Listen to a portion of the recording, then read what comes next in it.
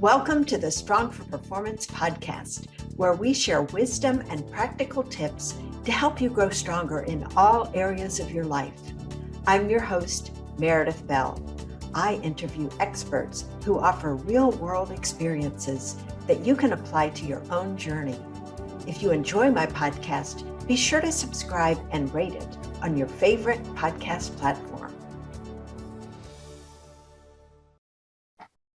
Welcome to another episode of the Strong for Performance podcast. I'm your host, Meredith Bell, and I am committed to interviewing guests who will inspire and challenge you. And I can promise you my guest today is going to do just that. If you enjoy my show, please be sure to rate and review it on your favorite podcast platform. My podcast is brought to you by my company, Performance Support Systems. We publish software, tools, and books for improving the way people communicate with each other in the workplace. You can learn more at growstrongleaders.com. And today I am really thrilled to have as my guest, Brian Bogert. Brian, welcome to my show. Well, Brian, before I do your formal introduction, I just want to say, so my listeners will know how I found you. I listened to Chris Dorris' podcast, Tough Talks, and he's my favorite host because he brings such intense curiosity to every interview that he does. And as I listened to you talk, I thought, oh, wow, I need to meet Brian and have him on my show. So I'm so glad to have you with me today. Let me give a bit of a formal introduction before we jump in, and people will totally get why you are here today. Brian is a passionate human behavior and performance coach. He's also a speaker, business strategist, top sales professional, and philanthropic leader who believes in helping, and this is important, growth-minded individuals to achieve the best version of themselves. And that version is their most authentic selves. Brian teaches how to leverage radical authenticity and awareness to create the intentional life you've been dreaming of, but may have been struggling to create in the past. He has a revolutionary strategy, and we're going to go deep into this. It's called Embrace Pain to Avoid Suffering. And this has helped individuals and companies break beyond their normal to achieve the success in life and business that they've always wanted. So if you want to create a life of no limits and gain more freedom, Brian and his team will get you there. And today we're going to give you a glimpse of how that happens. And one of the key things, of course, Brian, is your story, which starts at age, well, of course, it started before then, but this dramatic and traumatic event that happened to you at age 7. Please tell my audience about that because it's so important to everything else that you do. I will. So I'm going to ask you and your audience, unless they're driving, to just close their eyes for 1 second. I'll tell you when to reopen them. I want you to imagine going to a store, having a successful shopping trip, walking out the doors, have a little pep in your step going on with your day, look up, feel the warmth of the sun on your skin, the wind blow through your hair. And as you get to your car, fumbling for your keys to unlock the doors, you turn your head and you see a truck barreling 40 miles an hour across the parking lot right at you with no time to react. Go ahead and open your eyes. That's where this portion of my story begins. My mom, my brother, and I went to our local Walmart to get a 1-inch paintbrush. And as we were headed back to the car, anybody who spent more than 2 seconds with me knows the excitement and vigor for life I've always had. So of course I was the first one there. I wanted to get home and put that paintbrush to use. But this was back in the days before key fobs. So I had to wait for my mom to literally catch up, put the key in the door, turn it, and go on with our day. And as we were standing there, a truck pulled up in front of the store. Driver and middle passenger get out. And the passenger all the way to the right felt the truck moving backwards. So he did what any one of us would do, Meredith, scooted over to put his foot on the brake, but he instead hit the gas. Combination of shock and force threw him up on the steering wheel, up on the dashboard, and before you know it, he was catapulting across the parking lot, 40 miles an hour right at us with no time to react. Now we were in an end spot. He went up and over the median, up and over the tree, hit our car, knocked me over, ran over me diagonally, tearing my spleen, leaving a tire track scar on my stomach, and continuing on to completely sever my left arm from my body.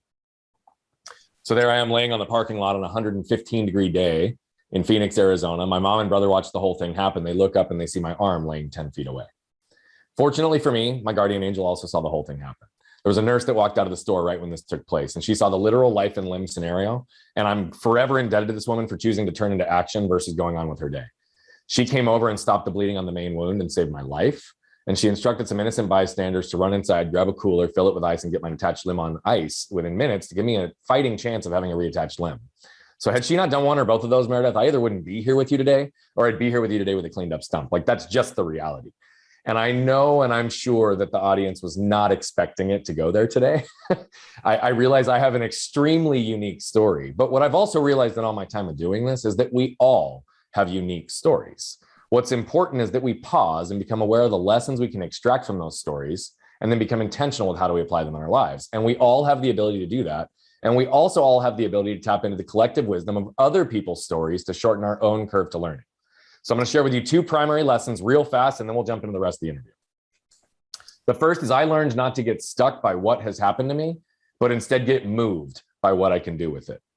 And the second is one you indicated in the intro. You see, at 7, 8, 9, 10, 11, 12 years old, although I was the one having surgeries, although I was the one having all the therapy that I had to go through, I was also being guided through the process. So I was a little bit in a fog.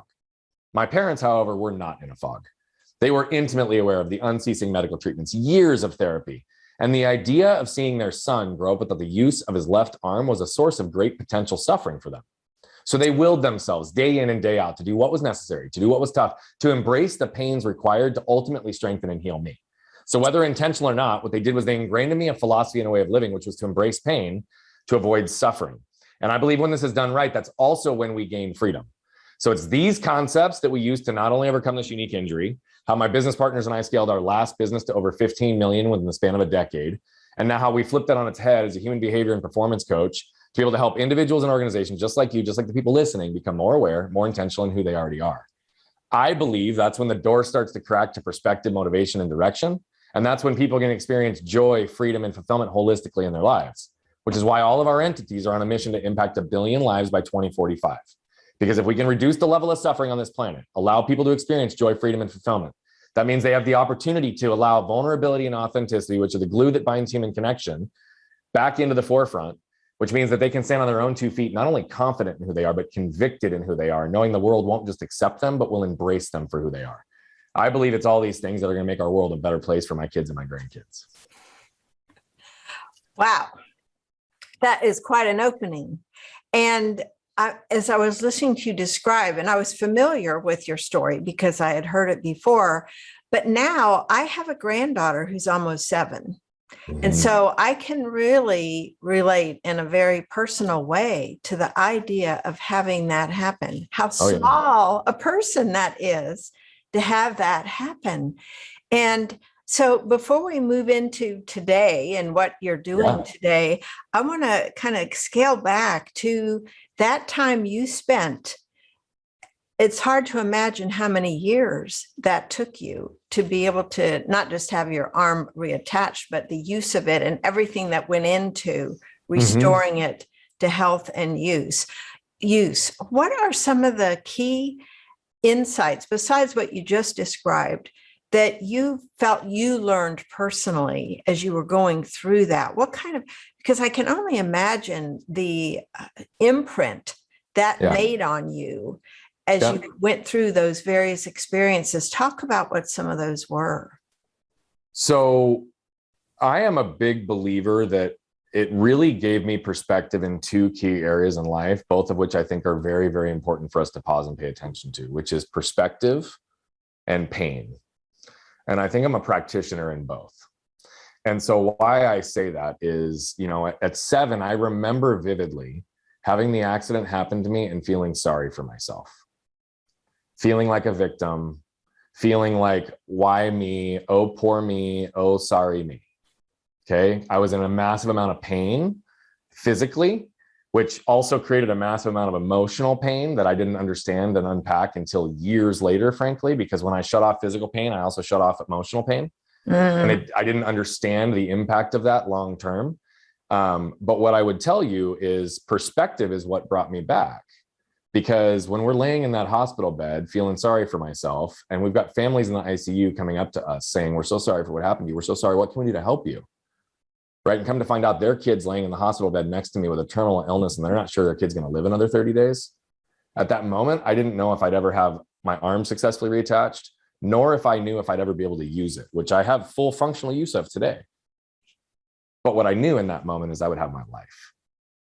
And so that perspective pointed me at what's important. And so I often seek perspective in many things in life, because I often say that pain and perspective both point us at what's important if we're paying attention. And so this whole concept of embracing pain even came from that same thing, because pain can exist mentally, emotionally, physically, and spiritually. And oh, by the way, I've experienced more pain in each one of those categories than I really can even put words to in a lot of cases. So that's made me a practitioner of pain and understanding that the only way that we can actually move through it is if we feel in order to heal. If we allow ourselves to process and allow the perspective to point us at what's important with our pain, then it can create a purpose big enough to overtake the pains required to become the person that we know we are capable of being and we know we are inside. So truthfully, some of the lessons that catered into embracing pain to avoid suffering, not getting stuck, but instead getting moved, right, is really this idea that we need to seek perspective wherever we possibly can, which is really about awareness, right? And then we need to be intentional with how do we move through things like pain, because our undealt with pain will create more damage in our lives. Our dealt with pain can actually alleviate others of theirs. Both so powerful. Let's look first at perspective.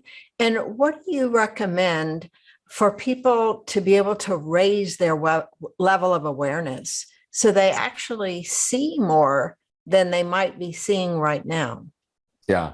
So there's lots of tactical ways to approach this, but let's approach it more philosophically for a second. What we know is that our minds process 11 million bits of information per second, but we're only consciously aware of about 40.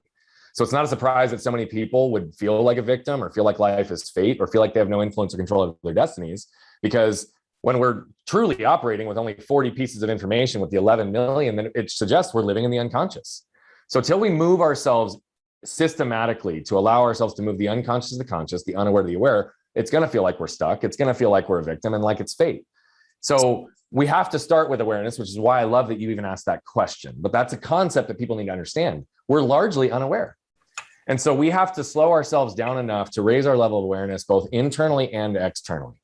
I always say we need to start inside. We need to raise our level of awareness with ourselves first. Everything begins and ends with you, truthfully. So there isn't a single concept, a single philosophy that we teach, nothing that doesn't relate it back to the individual, right? If we truly want to move forward, we've got to recognize ownership and autonomy in our lives with our ability to understand this. So awareness is how we do it. Now, I would say that we need to become aware mentally, physically, spiritually, and emotionally. Now, I'm not going to tell everybody to do that right out of the gate. Okay. So at the minimum, just become aware of what are the things that make you feel good in your life and what are the things that make you feel yucky. So make two lists. What are the things, people, source of information that you funnel through your life that 1 hour, right? Or sorry, that 8 hours feels like one, that you're in flow state, right? That you feel fulfilled, that you feel energized, that you feel appreciated, that you feel worthy, that you feel excited to keep going. We know what those things are in our life, right? Pay attention to those things. On the counter list, what are the things, people, and sources of information coming to your world that make you feel defeated, that make you feel unworthy, that 1 hour feels like 8, that you're just depleted and it takes so much energy to get up? We all have things in both categories in our lives, yet too often we don't pay attention to what's over here and systematically remove it because we just feel like it's what has to happen in life. So start over here. That's one trick that everybody can use. The second is go to people in your life that you trust, right? Whether it's a mentor, a coach, a spouse, a kid, a partner in life, I don't care what category. If it's somebody that you know, like, and trust, go to them and be vulnerable and ask a few questions. Hey, what are some blind spots that you see in my world that I'm not aware of? What are some things that I contribute into the world or are unique about me that if you could take them and plug them into your own world, what would that be? If you could take one thing from the way that we interact or something that I contribute to this relationship that's not healthy or productive in your eyes, and we could remove it, what would that be? Ask questions openly and honestly with those that you know, like, and trust. You'll get a lot more awareness than really we want to pay attention to in most cases. The thing about awareness, we have to be really careful because a lot of people become more aware. And as they become more aware, they just become more aware of all the ways they should be judging themselves versus recognizing, how do I become aware of what I can do about the things that I'm now aware of moving forward so they don't recreate the same patterns in my life. Mm-hmm. And those are two tricks that we can start with to raise our perspective. Yeah. And what I'm thinking of as I'm listening to you is this taking ownership of Yeah. my life, and being somewhat of a victim. And of course, most people react negatively when they hear that term victim. But one of the things I was thinking of as you were describing going to folks and asking them questions is, and this goes back to the ownership, if somebody says something that's a surprise in a negative way to you, that was a blind spot that you didn't know about, and you didn't realize that, and you're sort of in denial about it. Yep. There's a tendency to want to defend, justify, explain, which then to me puts you more in that victim mindset of 100%. not taking responsibility for that. So what are some, I guess, suggestions related to someone's attitude and mindset that they need to adopt before they start asking so before they go ask? Yes, you're 100% right. Like, if you're going to ask, you need to be prepared for the answer, good, bad, or indifferent. Like, you just have to, right? So if you truly want to seek perspective, recognize that you might hear stuff that you don't like, and it's your job to try to not to react, because you want to honor and create a safe space for the person that you're asking. Right. So if we go back to the fundamental nature of human experience, it's rooted in 4 things, I believe. We all desire to feel safe. We all desire to feel protected. And those are not the same thing. We all desire to feel seen and understood. And we all desire to feel connected. What gets in the way of many of those things is our emotional triggers. So when you just talked about, like, here's a reaction, there's a defensive, that's rooted in a trigger. Right? Emotional triggers are things that transport us back to things that aren't true or in the moment, that cause us to feel that we have to operate in a certain way to move forward based on what just happened. So shame is a perfect example. Shame often shows up as defensiveness. So I'll give a perfect example in this case, right? And by the way, this wasn't me asking for the feedback, but it's an example of where a trigger can put us into a space. So it would happen, right? My wife would ask me a question. Hey, are you planning to spend some time with the kids this weekend? Right? Totally uncharged, totally neutral. But my old trigger based in shame and the anger that would represent as a result of it before I moved through it would cause me to get defensive, would cause me to react and create more damage. And what I would do in that case, because my filter was hearing it through not a neutral charge, but, oh, it's implying that I'm not a good husband and father. And that's one of my most important roles and things that I take seriously in my life. So is she implying that I'm not, right? That's how I'm hearing it. So I defend and all of a sudden list the next 10 things that I've done the prior 4 days to demonstrate I'm a good husband and father, instead of answering the question that she asked me, which was completely neutral and uncharged, right? And so when we look at emotional triggers, what we have to recognize is they can put us into states and traits that actually aren't realistic based on what's right in front of us. They can transport us to different periods in our life without us even being aware of it. So awareness, going back to the prior question, is one of the most important things we have to start with. But in this scenario, right, when we recognize that there's this case, emotional triggers are designed to be pulled. All triggers are designed to be pulled. So you can allow your emotional triggers to pull the trigger on you and cause you to react, which creates more damage. Because in that case, when I reacted, it makes her feel unsafe. It makes her feel the anger and the temper that come out of my voice that has nothing to do with the innocent question she's asking. Now, all of a sudden, she's triggered and we enter into this bad cycle. Right? Is it my fault that I had that issue? Is it her fault that she had that issue, or my fault that she does with the triggers? Absolutely not. But is it my responsibility? Absolutely. Right? And so when I can recognize that I can allow my emotional trigger to pull me and react and create damage, or I can pull the trigger on my emotional triggers, move myself through the inside out method to better understand where I'm triggered, become aware of it, own it, unroot it, and move through it, then I'm in a position to respond based on the variables and what's actually in front of me versus my trigger deciding what my actions need to be. Mm-hmm. So it's the same thing when you ask for awareness. Go in neutral, go in objective and non-judgmental, and be willing to receive what's there. Because here's the other thing. You can filter whatever you hear. Just because you know, like, and trust them doesn't mean that that is accurate on your own view of yourself. Often it will be a relevant, accurate point in some directional accuracy, but it's not always going to be the absolute truth. So you can still filter that. So you don't need to react and create damage when you've actually asked that person to provide feedback to you. Mm-hmm. Yeah, there's so much packed into what you just said, and truth, because I think that looking at how do we, and people read things besides the words we say, 100%. The expression on our face. 100%. There's so many ways that we, I think, need to take responsibility for the way we respond when someone is giving us information. I love that word neutral, because I think that it helps to keep us from responding to extremes on either end. Yeah. And simply take it as information that then Which, you by the can way, later that whole evaluate. concept is a great philosophy on life. If we could all just look at the neutrality in things and recognize that we actually have a lot more in common than we have apart, we wouldn't have all the polarization, politicization, and hate that separates groups in general. But keep in mind, it's triggers that keep us separated because it's a conditioned belief on how we want to operate that puts us into a state based on something we hear that automatically assumes that the other party is just opposite. The problem is we view things in black and white in this world. And the reality of it is that the gift is in the gray area, Meredith. So it is in the neutrality. Yeah, that's great. Well, let's talk also about this whole idea of pain versus suffering. Yeah. What's the distinction you make between those? Because it's a core element of really what you're teaching, the message you're trying to get out. Yeah, it is. It is in general. First, we need to recognize, and I love that you asked the question that way because we'll define it. But first, we have to recognize that the narrative of the world is to reduce, eliminate, or avoid pain. Like that's what we hear, which is a natural evolutionary response, right, to survival. Fight or flight. You cut your leg 100 years ago, you could die, right? So we need to pay attention to the fact that we live in a different world and our fight or flight tendency doesn't need to kick in the same ways that it used to. So if we understand pain and suffering, it helps us move through this. So pain's defined as short-term, intermittent, a direct cause from something, and then alleviated once that direct cause is removed. And then we as human beings screw it up by putting adjectives in front of it like we do with everything else, and we call it acute and chronic, right? Acute maintains the definition, but chronic inherently changes it, because it implies it's no longer short-term and it persists after that direct cause is removed. So that's no longer pain. Let's stop calling it that. Instead, that's suffering. Now, we don't want to admit that suffering exists, particularly when it's a direct result of our choices. But we have to recognize that the unavoidable precursor to change is acceptance. So until we accept the current state of things, we cannot alter them. Suffering creeps up on us over time, often until its effects are irreversible, and we don't even notice that it's creeping up on us. So let's understand this concept, because pain also gets a lot of attention because we feel it. It's real time. It's right in front of us. So that's what gets the attention. Whereas suffering, like I said, doesn't get a lot of attention because it creeps up on us.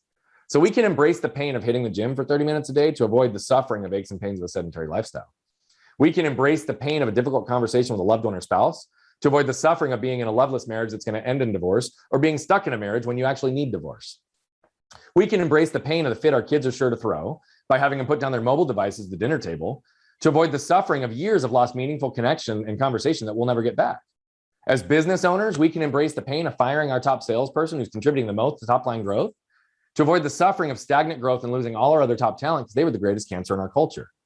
Right? This list goes on, and it doesn't matter what category in life we look at. It's about really how do we acknowledge the suffering that we wish to avoid, identify the pains that are necessary for us or to embrace along our path to success, and then how do we establish as a habit in everything?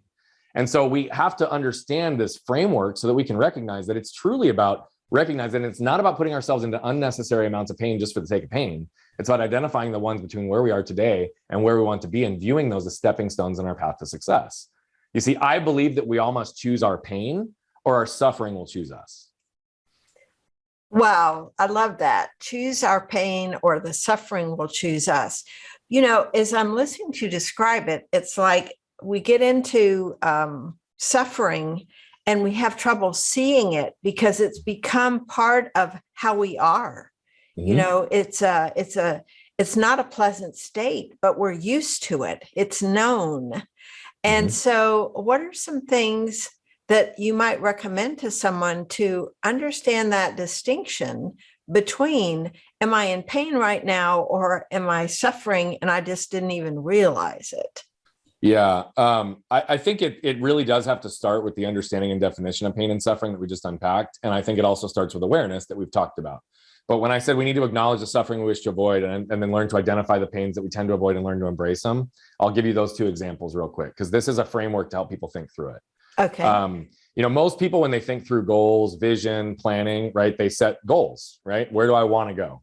And often most people do goal setting incorrectly because they protect themselves inherently in the way they set their goals. They set goals that they know they can hit, not ones that actually stretch who they are. But I think where people also fail is they only set goals on the positive side. We don't actually establish our bookends. We have to understand that life is about bookends, right? In the chapters that we write in our own lives, there's bookends. We have to know this, right? So when we set goals, we also need to understand, what are we trying to avoid? And most people don't actually pay attention to that. So if we understand that they're two sides of the same coin, it becomes equally powerful now when we do both towards driving us where we want to go. So I have a 38-year-old client, moved 26 times in his first 18 years of life, lived with his mom, dad, aunt, grandma, never lived in the same place twice, never had the same set of friends twice. right? He truly was a nomad, never had the same consistency in his life. And whether he knows it or not, there's a deep amount of shame that was embedded by the fact that he also never believed that he was good enough to give or receive love. Fast forward to today. He's got a wife and 2 beautiful girls. He knows the man, husband, and father that he wants to become. He knows that everything he wants in his life surrounds them, but he also knows that because of the way that he's been conditioned, that he feels the resistance and the energy drain and the fact that he's not living the best version of himself and he's creating damage in his family. So when he can sit down and look at this vision of where he wants to go, he's got this really crisp image of his wife and him sitting on their ranch in Texas when they're 80 years old with the wind blowing through the brush. And the only thing breaking the silence is the laughter of his kids and his grandkids in the distance. And when he takes that image and he burns it into his soul, right, the purpose becomes big enough to overtake the pain. But what you also have to recognize, he needs to know the suffering that he wishes to avoid. You see, suffering for him is definitively the life without his girls in it. And he knows that if he stays on the path that he's on today, that suffering is almost guaranteed because it has crept up on him until the point that there's now pain that they're experiencing in their marriage. When that purpose is big enough to overtake the pains required to become the man, husband, and father that he already is, that he's capable of being, if he can shed the layers of all this pain that he's been carrying for years, then he also can become the man, husband, and father that they want and they deserve. Okay, so when you understand that we need to look at that other side, that's where the suffering comes in. The pains that we have to embrace, I'll give a personal example on this one, right? I have an imbalance in my body. I don't have a lat on the left side of my back. They took it for filler muscle. My tricep is gone. It was destroyed in the accident. My bicep is my gracilis from my leg. I have a curve in my spine, and I had chronic pain that developed into suffering. It was starting to impact my quality of life. It was debilitating. This was 15 to 20 years ago. And I started to realize if I stayed lean, I stayed active, I kept my core strong, that I could mitigate the majority of the pain to just a manageable pain that I could embrace every day to make sure I could keep moving forward. So what did I do? When everybody wants to get healthy, I went and I joined a gym. And I went consistently for 30 days. And then I stopped going. Now, that's where most people would stop, right? That's why so many people fail in what their efforts are with their health and all those different things. But what I learned is I had already identified the suffering because I was experiencing it. And I knew that if I continued to get worse in pain over the progress of my life, that it would come to a point where it would be debilitating. I wouldn't be able to get out of bed at some point. So because I knew what that suffering looked like, it allowed me to push and ask a further question. You see, most people think they're stuck. They're not accomplishing what they want because of the wrong strategy and tactics in their life. So I could have said, okay, this is a strategic and tactical solution, which is what most people do. Well, maybe I don't like that, Jim. Maybe I'll join Orange Theory. Maybe I'll start writing. Maybe I'll do something else, right? I'll swap out the strategy and tactics and see if something works. But what I know definitively is what keeps us stuck is not strategy and tactics. That'll only get you so far anyway.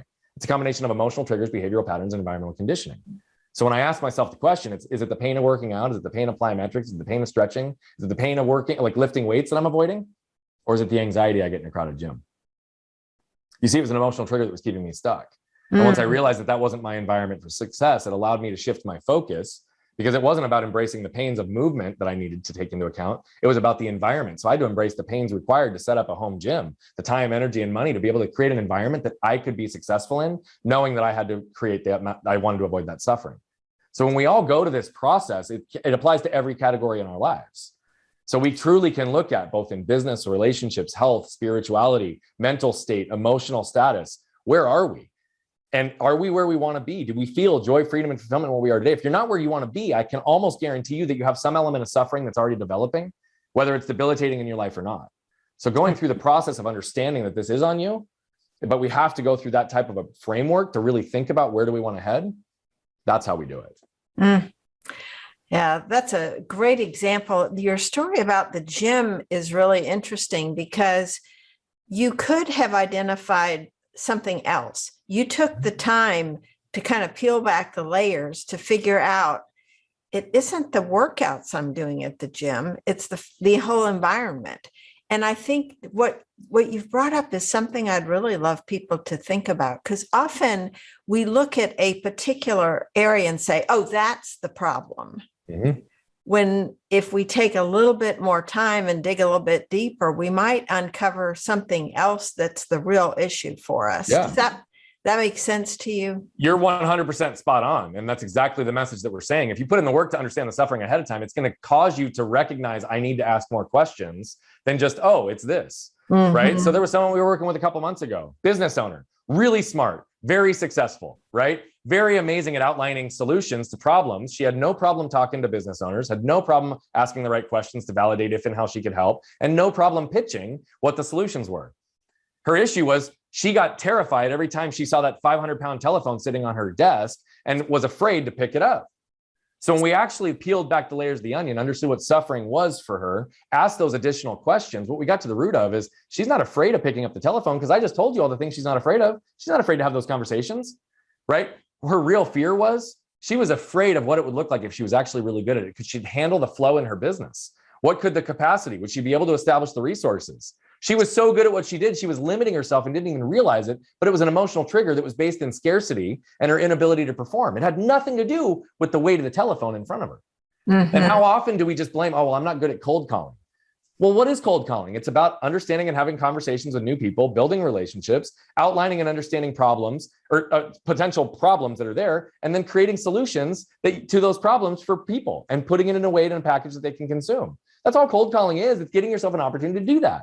Yet so many people are like, oh God, it's a 500-pound telephone. I'm gonna get rejection. Well, what are you afraid of? Is it actually those conversations? Or is it something rooted in rejection? Is it something rooted in shame? Is it something rooted in scarcity? We have to think through these things, because if we don't, we're going to perpetually circle the same drain of life, repeating the same patterns. Mm-hmm. Well, I love this idea of thinking ahead to look at what pain, what suffering can you alleviate in the future by being temporarily uncomfortable. That's right. With the pain today. I think that's a really powerful. And also just that whole looking back at what is in fact holding me back from what it is I know I want and need to do.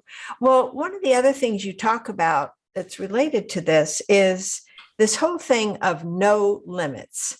Yeah. You know, that's one of your core themes. When somebody visits your website, they'll see you even have, T-shirts, materials around no limits. So talk about why you emphasize that and what do you mean by it? Yeah, I think so many people, and myself included for a long time, right, are really just byproducts of the limits we place upon ourselves that are also combined with the limits that we place upon in the world, right? And so when we recognize that we are truly limited by those two things and those two things alone, if we put in the right work to truly understand who we are, who we're doing this for, who we're trying to impact, we pay attention to shedding the layers of all the shoulds that the world has put on us and realign genuinely with who we are. No limits living is not that I can do anything, right? I have a physical limitation. Okay. I'm not going to go be a professional athlete.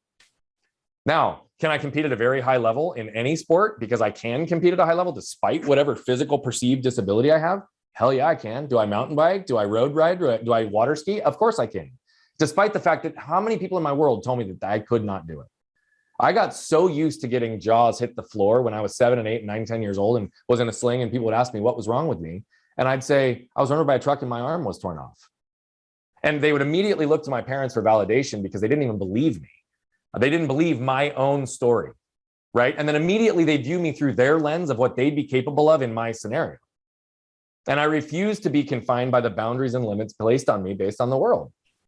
So this concept of no limits living is if we truly put ourselves into a place where we build ourselves in our life of self-regulation, of alignment, we understand who we are, who we're doing this for, and who we're impacting, which I said a second ago. And we understand how do we move through and unpack the pains required so that we can feel in order to heal, become a complete whole version of who we are mentally, emotionally, physically, and spiritually. We are capable of far more than we ever thought we were, and certainly more than the world ever places on us. And so this idea of no limits living is, I genuinely believe that we can have it all, right? Life isn't about work-life balance. Life is about integration. We've got one life.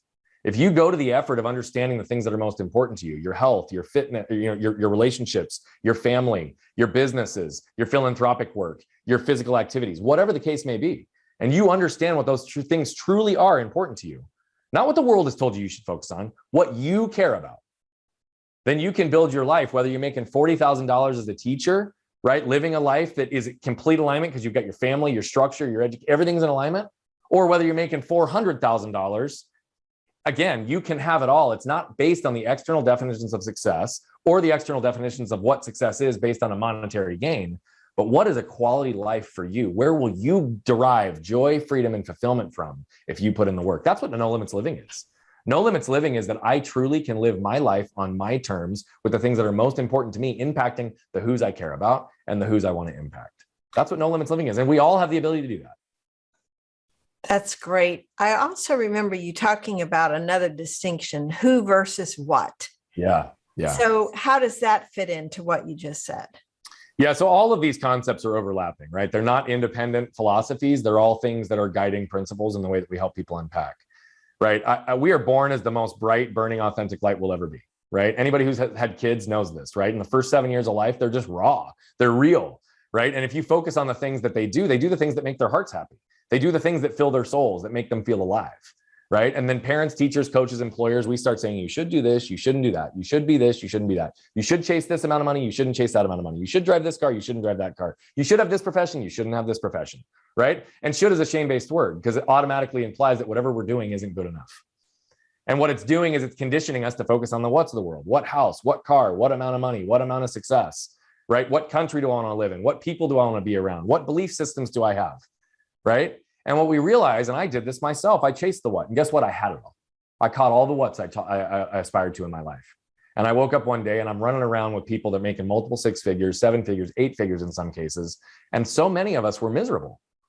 And what I realized is it's because I had lost who I was, right? All these layers that were put on top of me were also the armor that I was protecting my vulnerable self on the inside against the world telling me that I wasn't good enough because I didn't follow the shoulds. Right? I changed who I was to try to represent more of what the world was because I chased the what.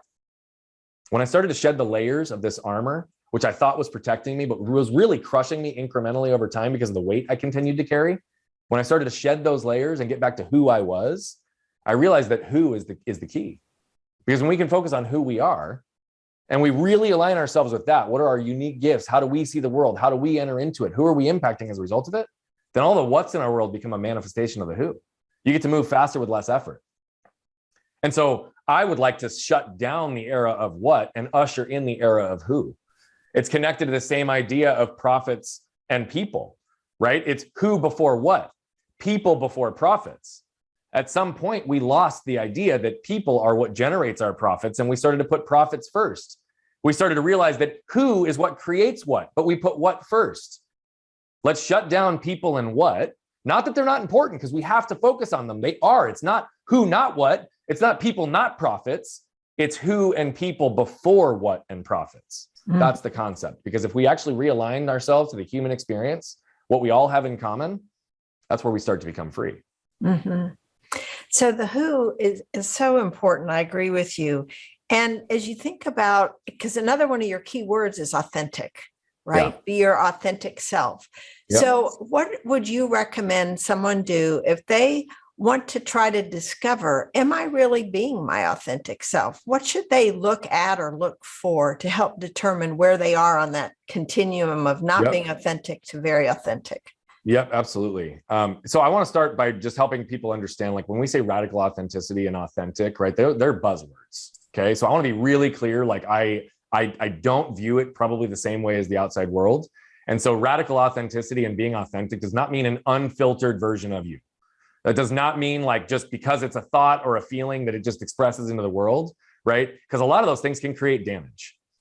And so if we go back to the list that I had you create earlier, that's one of the greatest places to start for answering this question as well. So if you didn't listen to that section earlier, just rewind back and listen to it. Create the 2 lists that we outlined earlier. That's a great place to start, because the things that bring you joy, the things that bring you energy, the things that make you feel worthy, excited, to get you into flow state, that's a pretty good indication that those are more in alignment with who your authentic self is. The stuff on the negative list are things that you feel yucky, you feel unworthy, you feel depleted because they aren't in alignment with who you authentically are. And so pay attention to those things, because again, perspective and pain, both of those things are real. Perspective is, what am I experiencing? Am I experiencing uplifting things, or am I experiencing things that are coming down? And oh, by the way, the stuff on the negative side, it's pain. It sucks because it's painful. It's pointing you at what's important because it's not supposed to fit in your life. It's your self-regulation. If your life was in alignment, would say these things don't fit. Mm-hmm. So focus on the positive sides of those lists. What brings you alive? What makes your heart happy? What makes you feel energized? What makes you feel like you want to connect with more people? Those are the things that are your authentic self. Well, we could talk, I'm sure, for hours, Brian. I want to ask a final question, because I know a lot of my listeners are parents, just like you are. Yeah. And so what advice, suggestions would you give to parents who are eager to create an environment where they help their kids evolve into radical, authentic selves? Yeah. I'm going to give a couple of recommendations, but I want to be really clear. This is not like advice or parenting advice, because I also say to this, advice are like belly buttons. Everybody's got one. And so I do have a philosophy around this, but one of my biggest pet peeves is like with new parents, where everybody gives them advice on how to be a good parent, when in reality, like if they just pay attention to their gut and paying attention to what they do and ask the people that they know and trust when they have problems, they're going to navigate it just fine. Right. But we throw a bunch of advice. So I want to be really clear. This is not parent shaming. This is parent empowering. And I want to make sure that you hear it that way. We are a big believers in our house in a couple of different things. We believe in allowing our kids to recognize, understand, and communicate about what makes their heart happy. Truly, like what makes their heart happy. So like my son, right? Like he likes to paint his toenails sometimes. And as he was getting older, right, he was starting to get feedback and criticism from people in the outside world. Right. Well, he asked me, how come you don't paint your toenails? And I said, buddy, it's because it doesn't make my heart happy. Okay. At one point, when he started to get really down about it, I painted my toenails so he could borrow some of my strength. And he could see that there is a strong individual and a male that he looks up to that's very comfortable and okay with having it. Now, it's funny because I actually had never painted my toenails and it does make my heart happy. So I still paint my toenails to give him permission. But the point is like, I didn't know because I didn't have that perspective. So we focus on what makes our heart happy. We make sure that we try to be objective and non-judgmental in the way that we operate in the house and also outside of the house. Because if we love ourselves first, we have the capacity to love and protect others. And so if we pay attention to making our heart happy, that allows us to love ourselves, which allows us to love others. So these are things that we perpetuate in our house.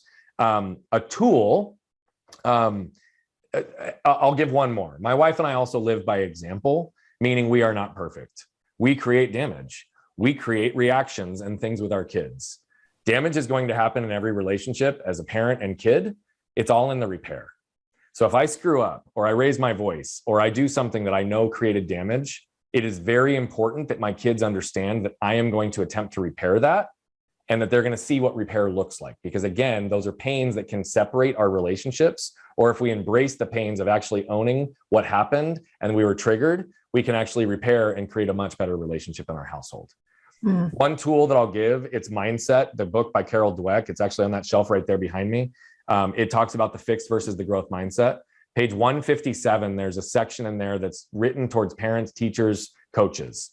And it's to help you understand the language that our kids hear and how that can frame being fixed versus growth. And that's also where shame and other things can be perpetuated, is if we communicate in a fixed type mindset. So I'll give just a quick example here so that you can understand. How often has our kid gotten an A in class and we as parents are like, oh my gosh, you're so smart. You're so amazing. We're so proud of how you got an A on that test. We're so proud of you. We celebrate the A, right? And how smart they are, right? Well, guess what the kid hears? The kid hears, well, if I'm not smart, or I don't work really hard, or I don't get A's on these papers, and they're not going to think that I'm smart. They're not going to recognize me for these things. And they attach love and admiration to the fact that they got an A and that they're smart, which is a trait that they can't necessarily model. Fixed is I'm born with everything in life that I've ever gotten. I have to use these tools. Growth is I'm born with a starting set and I can grow and develop through them. So change the language to a growth mindset. Man, you know what? I am so proud of you. Yeah, you got an A. Yeah, you did a great job on that test. And I want to celebrate you for that. But what I'm really proud of is the fact that I knew how difficult this was or how easy it was, regardless of the kid. But I know that you put your mind to it and you did what was necessary to prepare yourself for that test. You studied the material, you walked in there ready. And so that A was really a byproduct of the work that you put in. And we're just really proud of that work. But had you gotten a C, knowing that you tried as hard as you could, we would have been equally proud.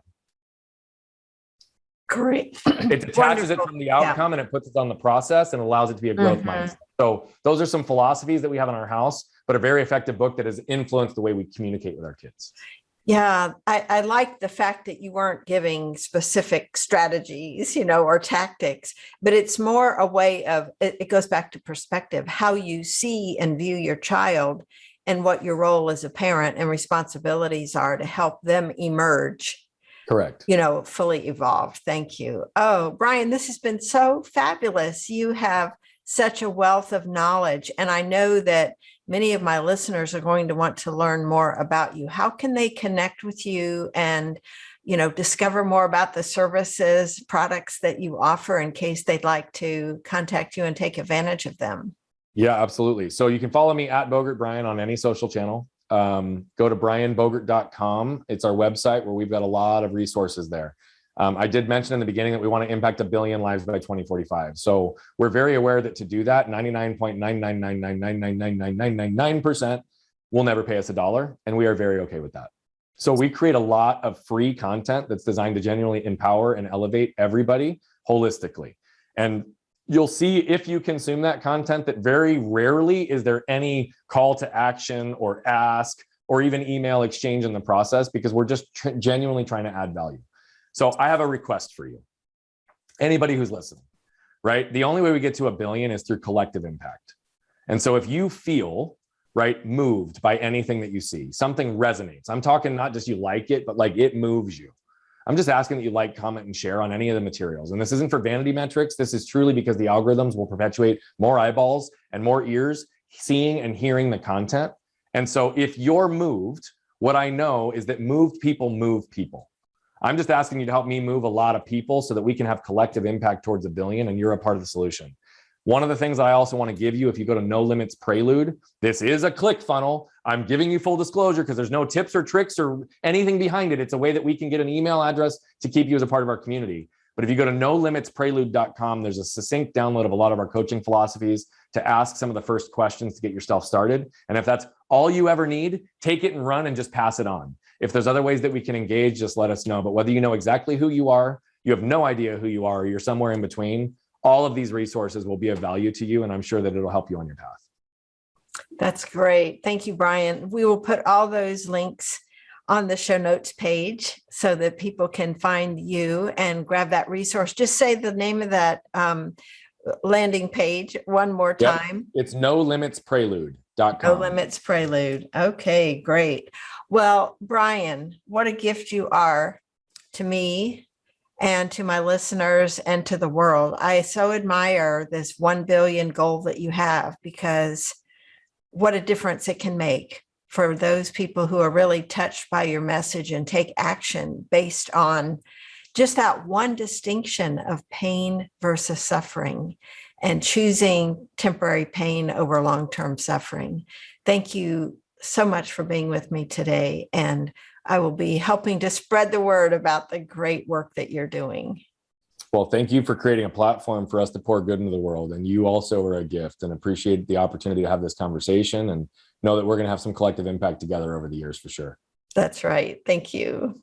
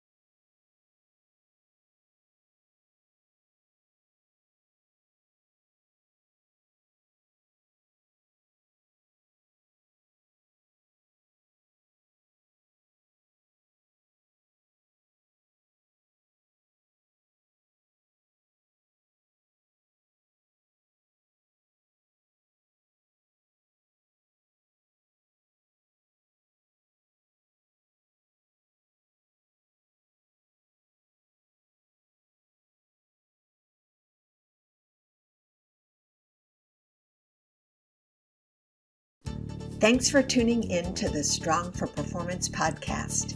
Now, head over to growstrongleaders.com/free and grab our ebook, Listen Like a Pro.